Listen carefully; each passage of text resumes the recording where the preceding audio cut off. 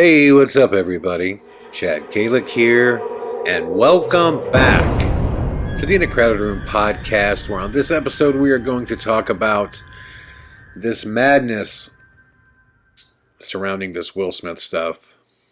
But before we do, I'm just going to bring you up to speed on the last month of my life, which has been crazy. If I sound sick right now, it's because I am. I'm very sick. I've been trying really hard to get this podcast out the last couple days. Um, I don't want to share with you guys right now why I'm sick, but I will just say, let's just say the Harbingers project was unlike anything that I've ever filmed before. Without question, the most bizarre, mysterious, just scary project that I've ever filmed. And I'm trying to get over this sickness and, get back to feeling 100% again. It was wild, guys. That's all I can say right now is that everything that I thought Harbingers would be, it was that and more, like tenfold. It really was. But there were some really good things that were going on before I went to Omaha. As many of you guys know, and this is a thank you to you. This is not a flex or anything. This is 100% about you. You guys made sure that not only Two Face the Gray and Sir No Face were number one as the top trending documentary and paranormal film on Discovery Plus, but you also drove American Ghost Hunter to number one as the top trending film in documentaries and in paranormal films. That's mind blowing, guys. I mean, that film was made so long ago, and the fact that you guys still care and you still watch, look, that means so much to me. I mean, it really does. It means a lot to me, and I am emotional right now because Harbingers has a lot to do. It's not about my father, but it has a lot to do with my father. It's partially about him, and you'll understand when you see it. But just being back there and being around, his old stomping grounds, it's just the whole time I was there, I could hear his voice, man, and I could just feel his presence. So to see people, support American Ghost Hunter in that way, it's incredible. And obviously, if you'd have told me, there would come a time in my life where at the same time, in the same week, that I would have three films that were number one on a platform like Discovery, that's not the kind of thing you think about, right? Like, it just doesn't happen. So the fact that it did, that's a thank you to you.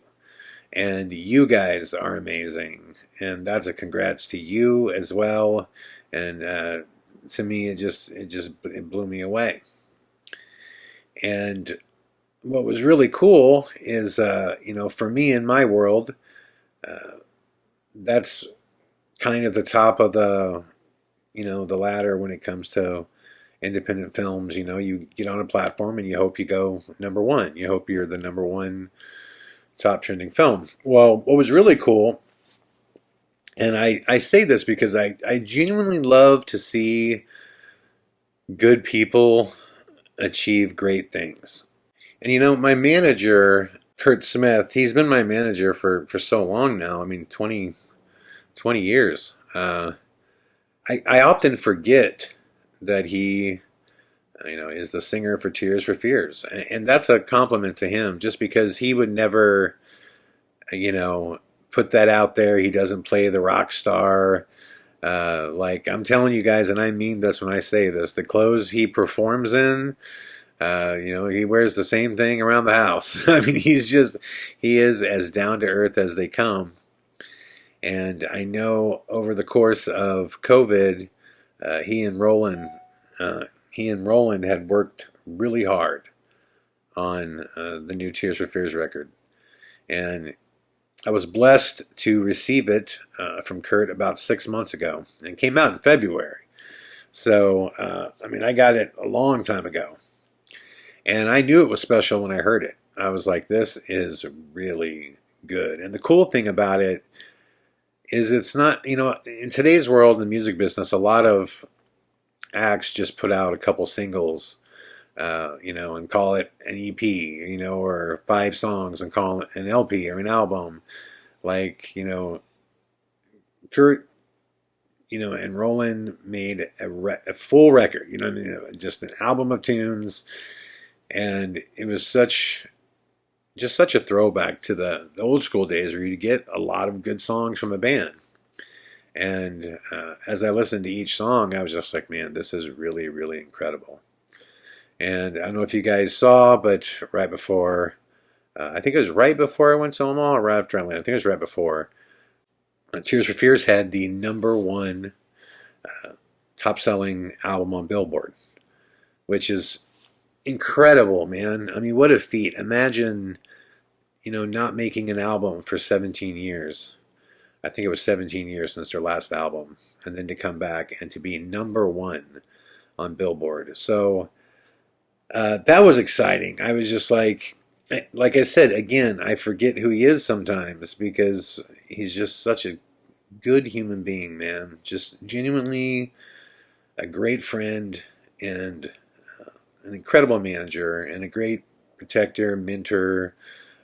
He's just been somebody that, has just always been such a positive part to my life. Just really, really exciting stuff. So then, right towards the end of filming Harbingers, and believe me, you will all see what happened. But like I said, it was just an incredible, incredible scenario. Anyways, one of the things I was excited to come back home for is because, believe it or not, like I said, there was a lot of good things that happened. My agent for American Ghost Hunter, the person responsible for landing distribution for American Ghost Hunter, was nominated for the Academy Award for Summer of Soul, the Questlove documentary. That's David Dinnerstein. I've known David for, probably 15 years now. I've been working with him probably for the last 10 years. I knew him through Kurt. I met him through Kurt years ago, and he's always been really, really supportive of really everything that I do. And he's really helped me, handle our distribution here. And he's just an incredible guy. So when I heard that he was nominated for the Academy Award, I was like, that's freaking awesome. And Questlove was the director, and David was actually the one who got Quest involved, which is super cool. So I was really excited to see, if David won, because I'm sitting here going, man, I mean, if we had 3 #1s at TV, that would be pretty dang cool, which we did. And Kurt had a #1 at, Billboard. If David wins the Academy Award, I mean, it's been a good month for the team. You know what I mean? And so I was really excited to see, what happened with the Academy Awards, once I got back. And, I turned on the TV, and I see all this Will Smith, you know, basically assaulted Chris Rock on stage after Chris Rock made some joke about alopecia and Will Smith's wife, Jada Pinkett Smith. And when I watched the footage of the whole thing, um, what struck me when I was like, no, was at the end of it when Chris kind of regains composure and he's basically saying, okay, that was, Will hit me. That was the greatest night in Hollywood, and kind of trying to move the show along. And I hear him say, this next award is for best documentary. And I was going, no, man, no. Just because I can see this ignorant event, at least my fear is that this ignorant event by Will Smith is going to overshadow this incredible film. And I mean absolutely incredible. It was this mind-blowing concert that was lost in time, in which David was able to, get the footage and share this incredible. I mean, this was like a Woodstock size event that no one even knows about, And it was incredible because the concert itself just told the story of what was going on in that era. And it was just really incredible. So if you get the chance, just please go see it. It is definitely worth your time. Well, the good news is,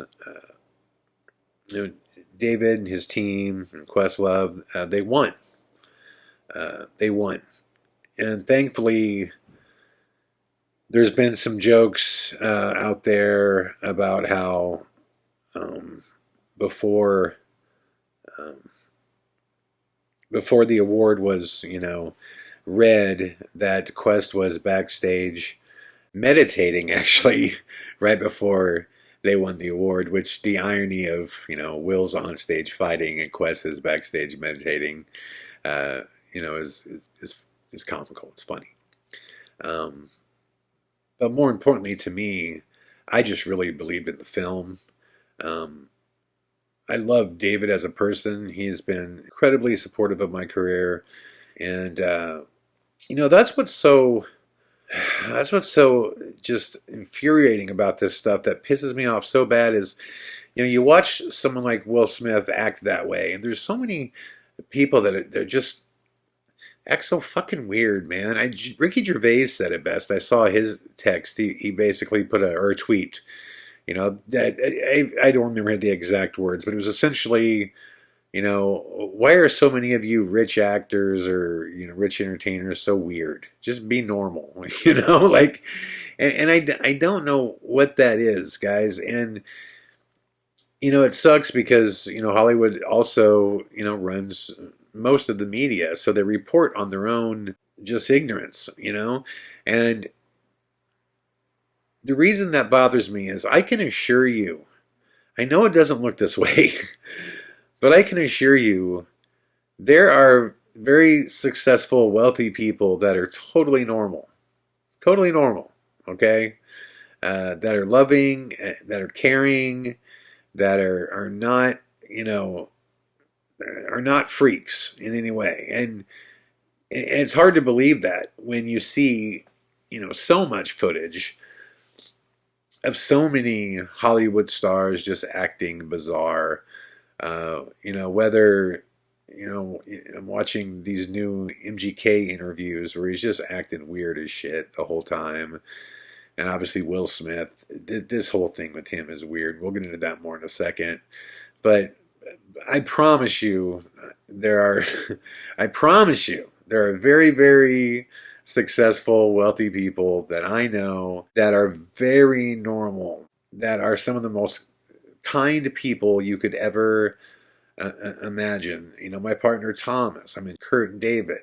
There are others. There are, people that are just really, really cool people, and it just sucks so bad to see all these, press clips just making, uh, Hollywood look even worse. And it doesn't need any help. Don't get me wrong. There's plenty of dipshits out here, but there's plenty of great people too. It used to bother me all the time when the things that I don't like about Hollywood, and they have nothing to do with the industry. Like, I mean, yeah, there are things about the industry I don't like, but like when I hear people say things like, "Oh man, you don't want to live in L.A., man. Everyone's fake out there." Well, there's fake people everywhere. If you're a fake person and you're hanging out with fake people, the problem is you. You know what I mean?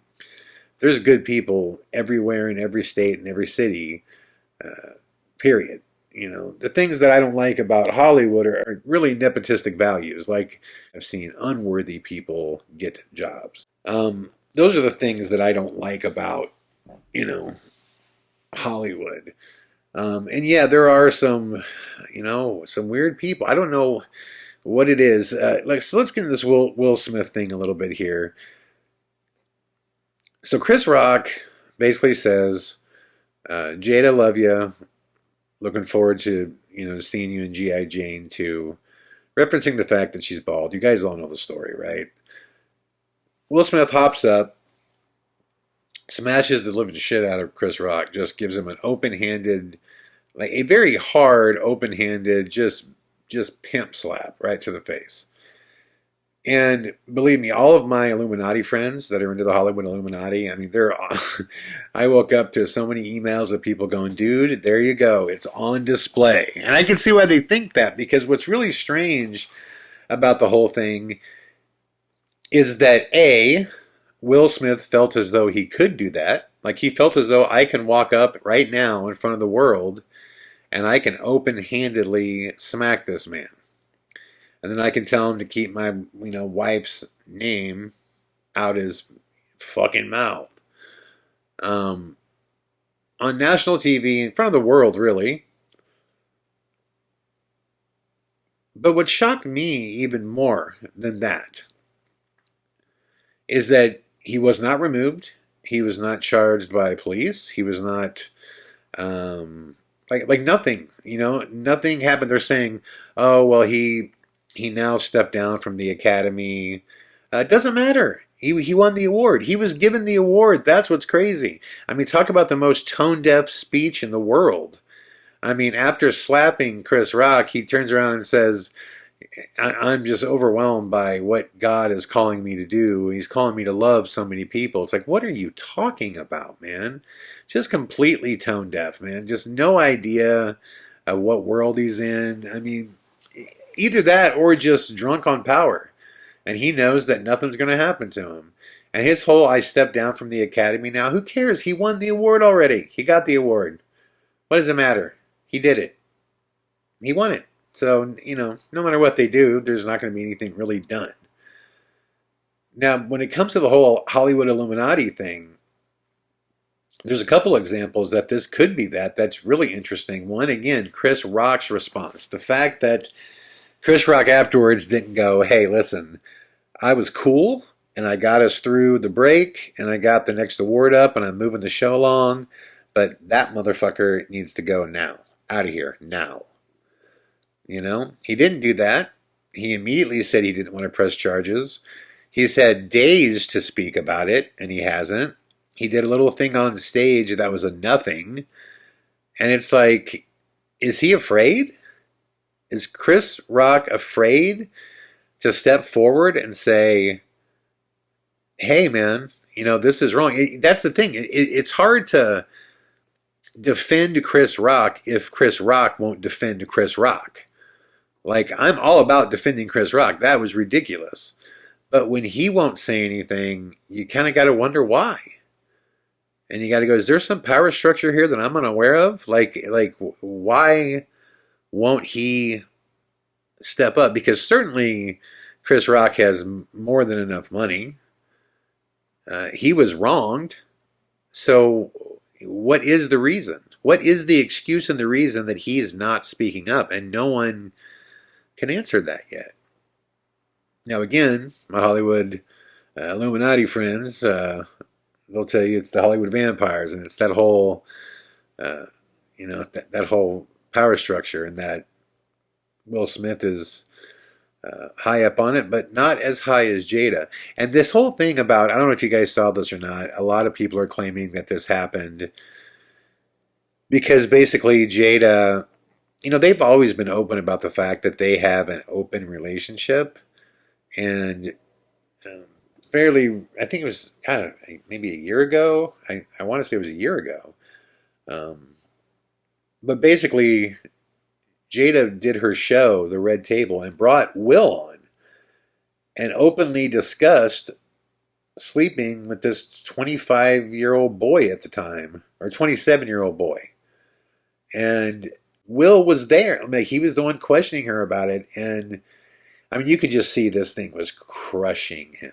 It was crushing him to sit there to the degree that you're just like, why is he here? Why is he doing this? Like, it just seemed like she was forcing him to do this. And it almost just seemed like he had, like, when you hear about a battered wife syndrome, it was like the same thing, but just the male version, which I have to believe exists. But even then, man, if you have an open marriage, if that works for you or doesn't work for you, man, the world doesn't got to know that shit. Keep that private, man. Like, it doesn't have to know that. Like, I mean, there's no blueprint to relationships. I'm never going to judge anybody on their relationship. Uh, if it works for them, fine. But, none of us asked, you know, to know the details about Will and Jada's sex life. So if that's the reason why he got all upset and hopped up there and smacked Chris, then again, Will's an idiot because it's like you're putting it out there, man. You're putting it out there. It was just I just thought the whole thing was disgusting. I thought the fact that he was given the award was disgusting. The fact that he was given a standing ovation was disgusting. Um, just all of it I thought was terrible. But again, until Chris Rock defends himself, he makes it really hard for us to. Because it's like, damn, dude, like, I understand in the moment that Will is much bigger and he's bullying him. But, like, it's been days. You know what I mean? It's been days. Like, speak up, man. Like, if you want support, speak up. And if he's not going to speak up about it, then I guess move on. I guess move on. But the biggest thing I just wanted to stress to you guys is there are amazing people in this town. Like I said, my partner, my manager, my agent, past crews that I've worked with, past DPs that I've worked with. There's so many good people in this town that are wealthy, that are successful, that are not weirdos. So don't think that if you want to be in this industry, if you move here, you're just going to be completely wrapped up in weirdness from successful people. Yes, that does exist with some people, but for the most part, no. The fact that this was made world news like this, it blows my mind. We have a war going on right now, and this was by far the top story, which blew me away too. Hollywood is it is a mess right now, and it doesn't even know who it is. It doesn't even know who it is right now. It doesn't know, should it support Will Smith, should it support Chris Rock. Like, it doesn't even know. But what I would just say to all of you, again, if you're interested in this industry, I can promise you there are very, very good people that are successful, that are quite normal. Very normal. So, having said that, guys, I am doing everything I can to get better as fast as I can. I would do my best because I am home now. So I will do my best to get as many podcasts up as I can. I have a lot to share with you. I will slowly but surely release different details about Harbingers as the editing process begins. And I will be dropping little clips here and there for our my good friends on Patreon. So if you're interested in supporting us on Patreon, please visit our Patreon page. The link is in the description below. And besides that, man, it's good to be home. Thank you guys for all the emails and the messages while I was filming Harbingers. I got every one of them. They all meant the world to me. When you guys see what we filmed, you will be blown away. Having said that, it's time to take some cough medicine here and get to sleep. But I will see you guys all tomorrow, in which I will be back with more. All the best.